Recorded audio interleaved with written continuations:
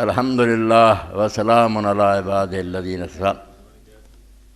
حاجی شریف صاحب نے اگے بھی ایک دن مینوں توجہ دلائی، ہون بھی کیا یہ خادم صاحب کچھ میرے ساتھی جڑے انہوں گل سمجھنے میں فرق لگ گیا۔ یہ رمضان شریف چیز والی رات حسب دستور اذان کہنا آئے تہجد دی، تو خادم صاحب نے روک دیتا بھی نہیں عید والے دن رات نو کوئی نہیں تہجد ہوندی، یہ روک ہے۔ یہ مینوں اگے بھی ایک دن انہوں نے کیا دسیو تو ہن بھی یاد کرایا۔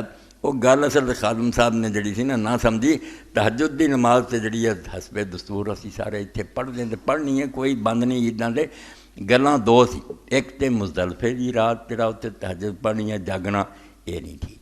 اللہ دے رسول علیہ السلام نے اتنے اپنی عادت بدل دی بے ساری عمر تہجد پڑھتے رہے، مگر اتنے عشاء دی نماز پڑھ کے جو ستے فجر ویلے اٹھے اتنے نہیں پڑھی۔ وہ گل کی سی امام ابن قیم رحمۃ اللہ علیہ فرماؤں دے ویکھو اللہ دے رسول نے امت دی کیویں سہولت دا خیال کیتا، بھی اتنے بیچارے انہیں تھکے ماندے عرفات گئے آئے، انہوں نے کی پریشان کرنا۔